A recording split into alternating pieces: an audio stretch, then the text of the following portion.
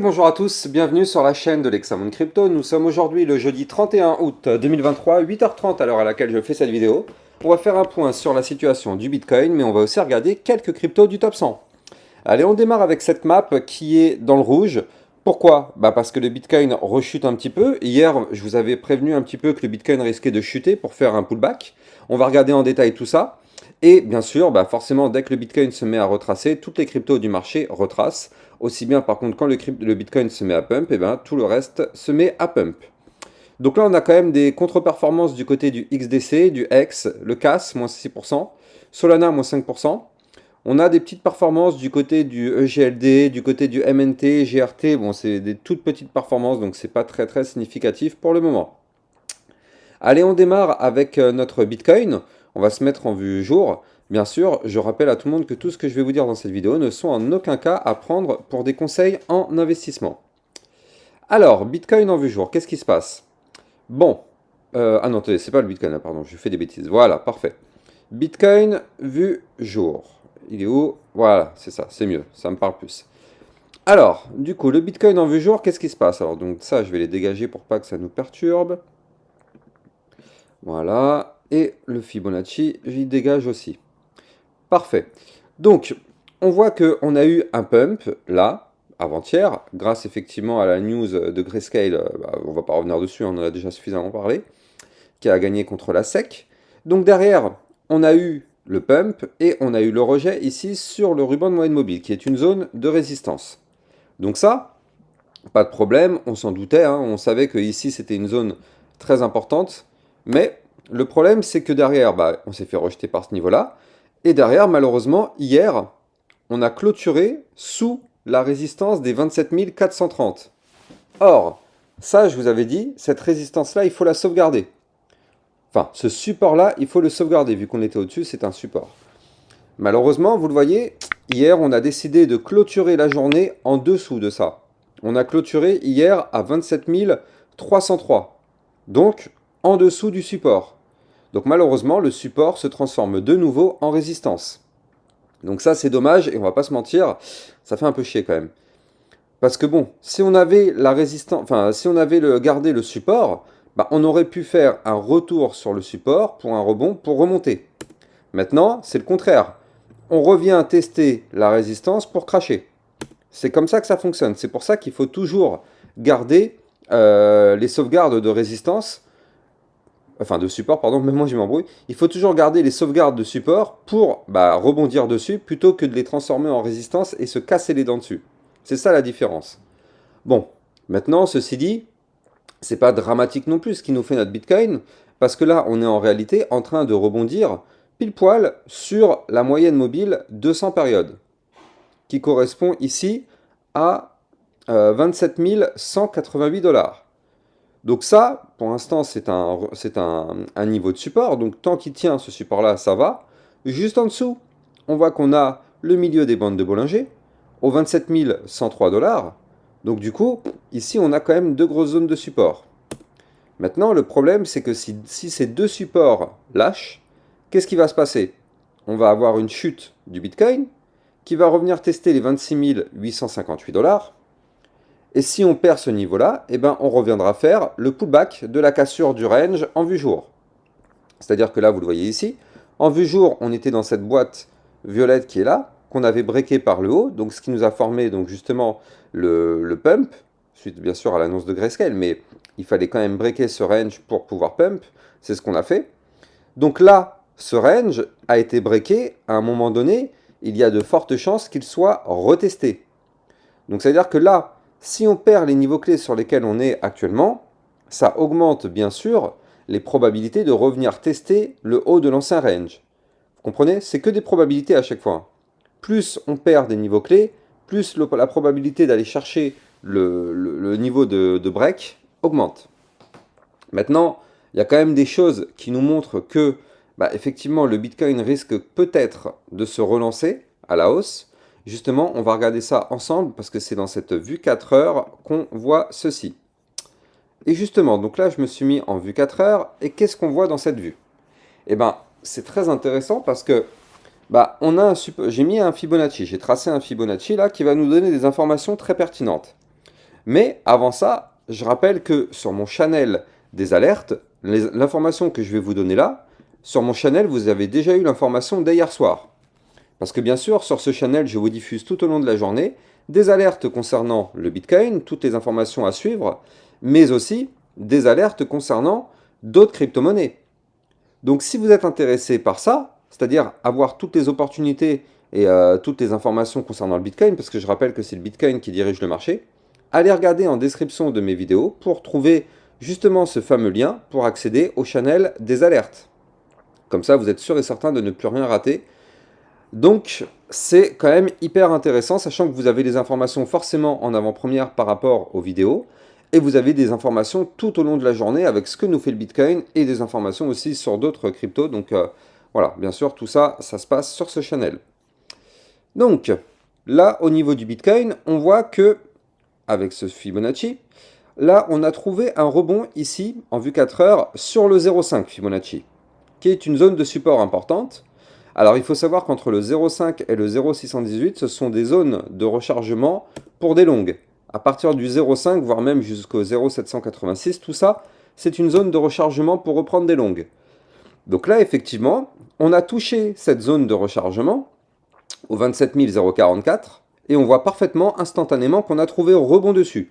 Parce qu'il y a forcément des personnes très intelligentes qui ont mis des ordres d'achat sur ces niveaux clés majeurs, parce qu'effectivement, ce sont des zones de support majeures.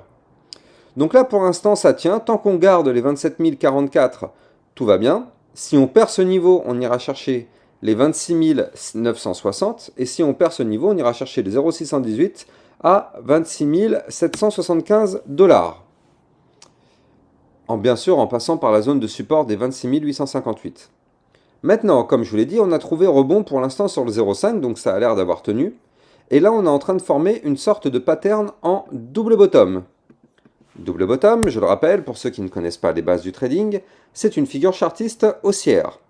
J'en profite aussi pour rappeler que, en description de mes vidéos, vous avez mon site internet pour les vidéos formations, et toutes les formations sont toutes gratuites en libre accès. Sur mon site internet, vous avez toutes les vidéos formations, et aussi toutes les formations textuelles, un peu comme celle-ci. Tout est gratuit en libre accès. Donc là, par exemple, si vous ne savez pas qu'est-ce que c'est qu'un double bottom, vous tapez le mot double bottom, c'est aussi simple que ça. Vous faites rechercher et boum, vous tombez sur la vidéo formation gratuite en libre accès, formation trading, le double bottom. Tout y est, tout est gratuit, tout est en libre d'accès. En libre accès, pardon. Donc n'hésitez pas d'aller vous former, c'est maintenant qu'il faut se former avant un bull run. Je rappelle qu'une fois qu'il y a un bull run, s'il y en a un, et bah du coup c'est trop tard pour commencer à se former parce qu'on aura déjà raté pas mal de positions. C'est avant qu'il faut se former, pas pendant. Bref. Je rappelle que d'autres youtubeurs vous font payer des vidéos formation très chères. Moi, elles sont toutes gratuites en libre accès.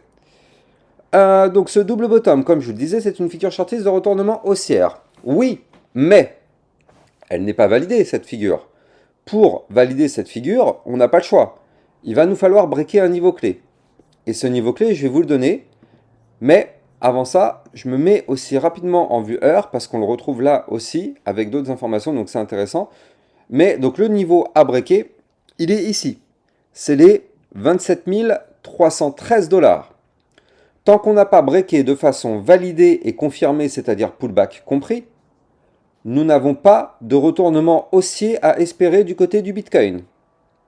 Par contre, si on break les 27 313 $, on pourrait avoir un pump du Bitcoin qui pourrait aller chercher les 27 516 $. Certes, ce n'est pas un gros pump, mais ce n'est pas ça qui nous intéresse. Nous, ce qui nous intéresse, c'est de breaker des niveaux clés. Or, là, on a un niveau clé à breaker, à combien il est? Au 27 313 $, justement, qui est une zone de résistance Fibonacci importante. Donc on veut la breaker. Et pour la breaker, on n'a pas le choix que de passer par une figure chartiste haussière. Donc là, grâce au double bottom que je viens de vous montrer, effectivement, ça, eh ben, c'est plutôt bullish si on le valide. Et ça nous permettrait de breaker le niveau de résistance pour le transformer en support. Et quand on break une résistance, l'idée c'est d'aller chercher la suivante. Donc en réalité, même si là le pump n'est pas très grand, c'est un pump à 0,75%, c'est pas grand chose, mais ça c'est pas grave, on s'en fout comment dire, de la hausse du pump. Nous ce qu'on veut c'est un pump. Donc là, je redonne la target, 27 518. Oui, mais vu que c'est un double bottom figure chartiste de retournement haussière, soit on va chercher la target, c'est une zone de prise de profit, donc on s'arrête là, soit on continue de monter pour aller chercher le niveau de résistance suivant, qui est ici, au 27 646 $. Et après, par la suite, on continue. Si on continue de remonter, on ira chercher les résistances suivantes. Mais pour l'instant, déjà, on n'a pas le choix. Nous, on veut un break du support, de la résistance, pardon, de la ligne de coup du pattern, parce que je rappelle que tant qu'on n'a pas ce break, inutile d'espérer le moindre pump. Sinon, en viewer, j'avais parlé déjà dès hier d'une formation en bull flag. Un bull flag, qu'est-ce que c'est? Encore une fois, si vous ne connaissez pas les bases du trading, vous allez sur mon site, vous tapez le mot bull flag, et là encore une fois, vous allez tomber sur la formation gratuite en libre accès. Au bout d'un moment, tout est gratuit en libre accès sur mon site. Donc, comme je vous le disais, donc on a un bull flag. Un bull flag, qu'est-ce que c'est? Eh bien, c'est simple, c'est un drapeau ascendant. Donc, c'est-à-dire que pour ça, pour le former, il nous faut bien sûr un pump, sinon on n'a pas de bull flag. Donc, il nous faut le pump, on l'a eu.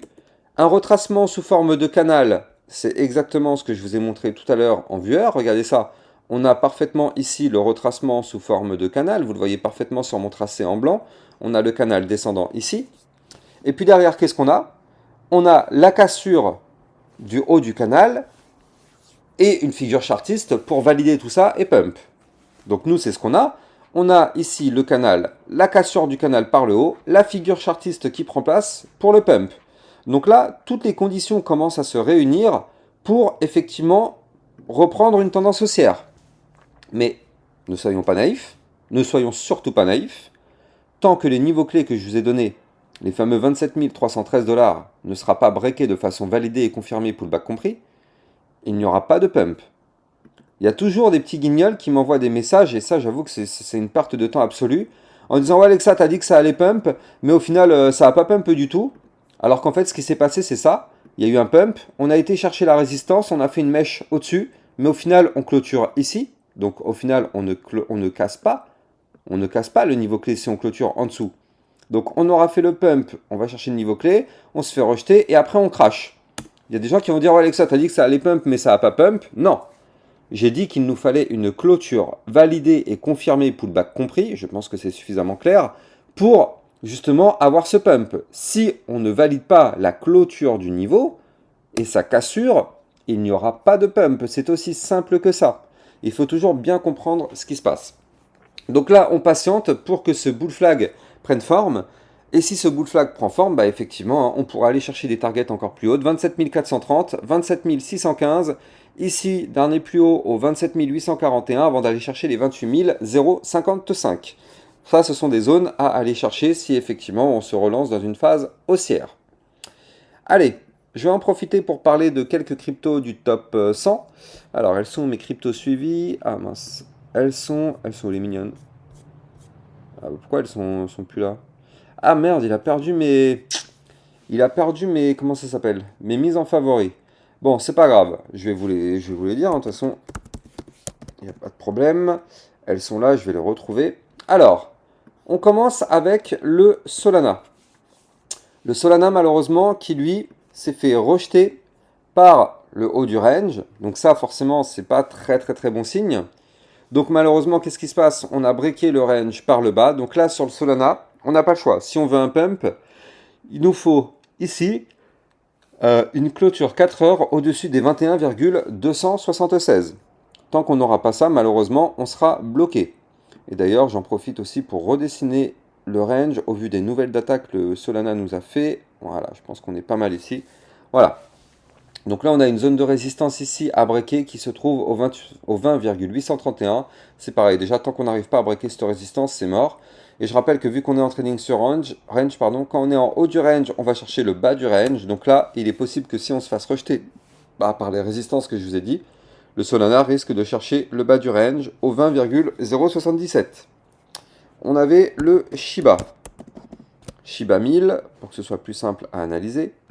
Alors, notre Shiba, qu'est-ce qu'il nous fait? Bon, lui, c'est un petit peu pareil. C'est-à-dire que là, on est malheureusement repassé sous résistance. Donc la résistance, elle est là, 0,008219. Tant qu'on est sous cette résistance, malheureusement, vous l'avez compris, on est bloqué. Maintenant, ce qui est pas trop mal dans l'affaire, c'est que là, on a une ligne de tendance haussière qui est ici. Donc cette ligne de tendance haussière, bah, tout simplement, qu'est-ce que ça veut dire? Ça veut dire que tant qu'on est au-dessus de cette ligne, on est haussier. Tout simplement, c'est aussi simple que ça. Donc là, vous le voyez là, on est en train de trouver rebond, pour l'instant dessus. Tant qu'on ne break pas les 0,008086, ça va. Si on break ce niveau, malheureusement, on ira chercher le support au 0,008037. Mais là, on arrive dans une zone de convergence. Donc du coup, effectivement, on peut s'attendre à ce que le Shiba Inu se mette à breaker d'un côté ou de l'autre, soit la résistance, soit la ligne de tendance. Et ça pourrait se passer, bah, je vais vous dire, attendez, je vais juste augmenter ma ligne de tendance, voilà, pour qu'on voit bien la zone de convergence, voilà. Donc là, ça veut dire que dans les combien? Voilà, dans les 22 barres, donc 22 divisé par 4, voilà, ça, c'est le temps qu'il faudra pour aller chercher effectivement le break. Donc en gros, là, il va y avoir effectivement soit la cassure du range, de la ligne de tendance haussière par le bas, ce qui sera un signal de vente, soit la cassure de la résistance par le haut, ce qui sera un signal d'achat. Voilà. Donc, on a ça. On va jeter un petit coup d'œil aussi sur le atome Cosmos. Qu'est-ce qui nous fait notre atome? Eh ben, le atome, malheureusement, sous résistance. Vous le voyez parfaitement ici. Il a retesté la résistance, il n'a pas réussi à repasser au-dessus. Donc, qu'est-ce qui se passe derrière? On chute. J'ai l'impression là encore que sur le Atom Cosmos, on a une ligne de tendance haussière qui se dessine. Et ouais, donc ça tourne bien. Donc pour l'instant, tant qu'on est au-dessus de cette ligne, tout va bien. Niveau clé à ne pas break, 7,157 en vue 4 heures. Qu'est-ce que j'avais d'autre comme autre crypto à vous, le matin? Qu'est-ce que j'avais? Je faisais aussi XRP. XRP, on va regarder qu'est-ce qui nous fait notre XRP. Tout ça, ce sont des analyses que je vous fais là pour Bybit, hein, parce que là, ce sont les tokens sur Bybit. Chaque plateforme a ses propres niveaux, donc là, ce sont les niveaux Bybit que j'analyse. Alors, le XRP, il prend forme, hein, là aussi, il fait un petit peu à la Bitcoin avec ce potentiel ici, double bottom, donc effectivement, ça peut être intéressant. Bon, quoi qu'il arrive, le XRP, il faut absolument qu'on break la résistance des 0,5282. Tant qu'on ne break pas ce niveau-là, malheureusement, on est bloqué. Et je rappelle qu'il faut qu'on arrive à casser le range par le haut pour effectivement s'en extirper et aller chercher des points plus hauts. Le haut du range se trouve ici, au 0,5326. Tant qu'on ne break pas ces niveaux-là, malheureusement, on est bloqué. J'en profite aussi pour rappeler à tout le monde que les likes et les commentaires sont très fortement appréciés. Je rappelle bien sûr que c'est grâce à ça que ma chaîne YouTube peut évoluer et que YouTube comprend que mes vidéos sont des vidéos de qualité et les mettra en avant. Donc je compte sur vous pour donner absolument de la force à ma chaîne YouTube pour justement aller chercher d'autres targets, hein, pour cette année 2023 et avoir encore plus forcément de poids dans le secteur crypto français. Donc voilà, je compte sur vous, ça passera par votre force les amis, donc n'hésitez pas, ça prend 10 secondes, un like et un commentaire, même si c'est juste pour dire merci, c'est amplement suffisant. Et j'en profite aussi pour dire que sur mon Twitter officiel, je vous donne plein d'alertes en temps réel. Donc n'hésitez pas aussi de venir me suivre sur mon Twitter officiel, avec bien sûr des informations, des alertes. Ah d'ailleurs, le tournoi BitGet qui commence très bientôt, hein. Donc si vous n'êtes pas encore inscrit sur le BitGet, n'hésitez pas à le faire et à rejoindre effectivement mon équipe. Comme ça permettrait qu'ensemble, on essaye de gagner des profits. Donc vous allez avoir le lien en description de vidéo. Vous l'avez aussi ici sur mon Twitter. Ça permet de rejoindre mon équipe. Plus on est, plus on a de chances de gagner. Et justement, il y a pas mal de gros lots à gagner. Donc franchement, c'est vraiment pas mal. Donc si vous êtes intéressé, allez-y. Moi, je vous attends. On est déjà plusieurs dans l'équipe. Donc c'est pas encore fermé, mais il reste que quelques heures pour rejoindre. Et j'en profite aussi pour jeter un petit coup d'œil sur le calendrier macroéconomique. J'avais oublié de le faire. Mais aujourd'hui, on est le 31 août. Il va y avoir des indices importants. On va avoir l'IPC annuel en Europe, mais surtout le PCE Core. Le PCE Core, c'est l'indice des prix à la consommation des ménages. Donc là, c'est très intéressant. Et on va avoir aussi les inscriptions hebdomadaires au chômage. Donc à partir de 14h30, ça risque de chambouler pas mal les marchés. On va suivre ça de très très près. Ça risque d'être vraiment important. Donc affaire à suivre. Voilà, donc je termine sur le Polkadot qui est revenu chercher ici le bas de son ancien range qui est là. Donc zone de support à ne pas breaker, 4,472. Tant qu'on est au-dessus de ce niveau-là, ça va. Si on break ce niveau, malheureusement, ce sera dangereux. Pour aller chercher dans un premier temps le support au 4,447, voire même après, ici, 4,387 pour aller chercher ici les 4,318. Bien sûr, encore une fois, ceci n'est pas un conseil financier. Quant à moi, j'ai plus qu'à vous souhaiter une excellente journée et je vous dis à plus tard pour une prochaine vidéo. Ciao, ciao!